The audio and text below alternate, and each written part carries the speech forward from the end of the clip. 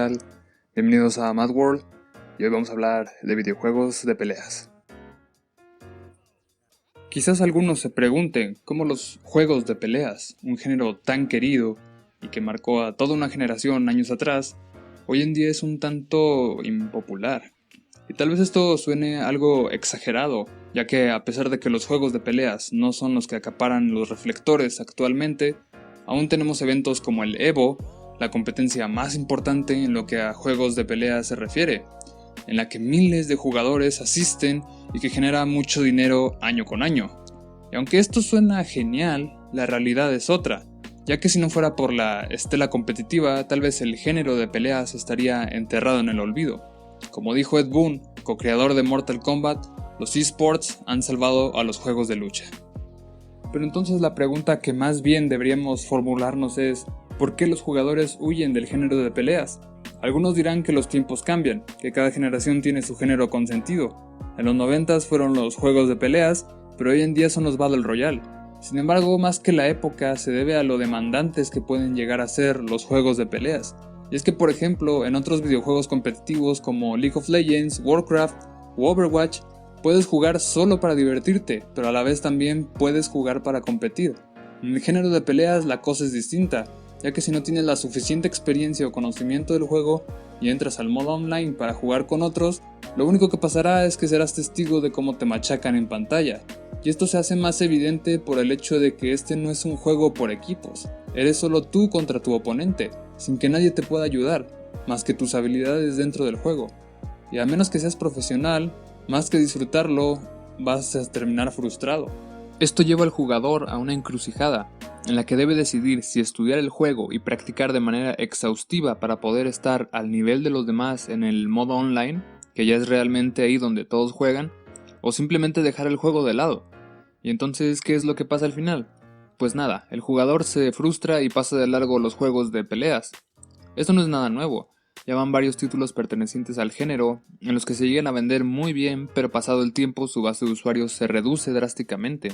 El ejemplo más reciente es el de Dragon Ball FighterZ, el cual llegó a vender 2 millones de copias, pero semanas después perdió el 80% de usuarios activos en PC. Y esto no es exclusivo únicamente de este juego, le pasó a Street Fighter V, le pasó a Tekken y le seguirá pasando a otros juegos. Es aquí donde quisiera mencionar a Super Smash Bros. Yo sé que no es un juego de peleas convencional, pero es un juego de peleas al fin y al cabo, y al final de cuentas ya forma parte de los eSports, inclusive entrando al EVO. Pero lo que verdaderamente me gustaría resaltar de este es que gran parte de su éxito radica en que lo pueden jugar tanto jugadores promedio como jugadores profesionales. Algo curioso teniendo en cuenta que la saga Smash Bros. Nunca tuvo intenciones de ser un videojuego competitivo. Incluso Super Smash Bros. Melee, el mejor Smash para juego competitivo según los profesionales, solamente llegó a ser usado de manera competitiva gracias a los fans, que empezaron a aprovecharse de bugs y glitches dentro del juego, al punto de crear movimientos y estrategias basados en estos. Pero Masahiro Sakurai, principal responsable de la saga Smash Bros., no quería dejar de lado a los jugadores que no estaban interesados en el competitivo, simplificando la jugabilidad en Smash Bros. Brawl o incluyendo modos de juegos como For Fun en Super Smash Bros. 4. Y si bien no todos quedaron contentos con el resultado, sobre todo los jugadores más veteranos que crecieron jugando Melee, la intención de ser más incluyente con otros jugadores ya estaba presente. Con esto no quiero decir que todos los juegos deben de ser iguales a Smash, lo que trato de decir es que tal vez si se pudiera crear un ambiente de juego más inclusivo, más personas estarían interesadas en los juegos de peleas. ¿Pero cómo hacer esto? Bueno, la verdad no es nada fácil, pero se podría empezar por poner a los desarrolladores a enseñar a los demás cómo jugar debidamente sus juegos, poniendo tutoriales de verdad y no como los que traen el 90% de juegos de peleas, que solamente están ahí de puro adorno. Y quizás esto suene algo trillado, pero un ejemplo de un tutorial bien hecho es el de Schoolgirls, ya que te enseña las bases del juego de una manera simple y explicativa. Otra opción sería simplificar los controles de este tipo de juegos, pero la verdad esto traería más problemas que soluciones. Primeramente porque a los fans más puros de los juegos de peleas no les gustaría que después de tantos años puliendo la jugabilidad, sistema de combos y equilibrio de personajes se vieran tirados a la basura solo por querer apelar a un público nuevo. Pero aún así, dejando de lado eso, el mayor problema estaría a nivel jugable. pues el simplificar los controles implicaría remapear los controles de cada personaje, sin mencionar que limitaría la cantidad de movimientos disponibles, cosa que ocurre en Tatsunoko vs Capcom para la Nintendo Wii, donde puedes jugar con el mando del Wii, pero al tener muy pocos botones solo puedes jugar con 3 botones y una cruceta. También puedes jugar con el mando del GameCube, y es ahí donde te das cuenta que no es lo mismo jugar con 3 botones que con 6. Una solución a esto que también llamó mi atención es la de Super Street Fighter 4 3D para la Nintendo 3DS, donde existe un modo para principiantes llamado Light, que consiste en ponerte atajos a los ataques especiales y super combos, haciendo que solo tengas que presionar un botón dentro de la pantalla táctil de la 3DS para poder ejecutar dichos ataques, dejando de lado las combinaciones de botones.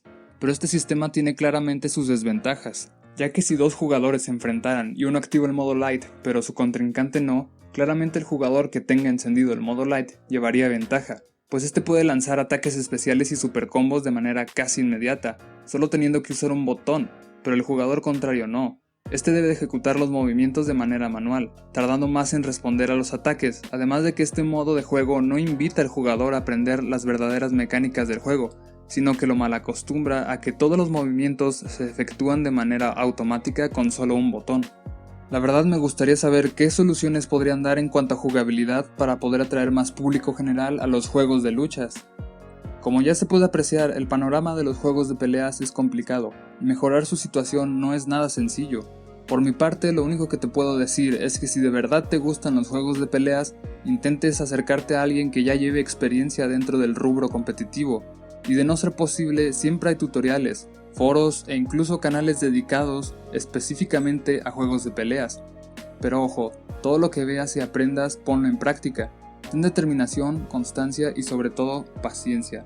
Sé que hoy en día los juegos de peleas son mucho más técnicos que antes, pero aún así hay títulos con los que puedes empezar, como el ya mencionado Skullgirls, o también están otros como King of Fighters, Wild Ambition o la saga de Bloody Roar, que a mi parecer son juegos que te permitirán aprender las bases del juego, en el caso de Skullgirls, y te ayudarán a coordinar tus movimientos al no ser tan rápidos y frenéticos en el caso de Wild Ambition.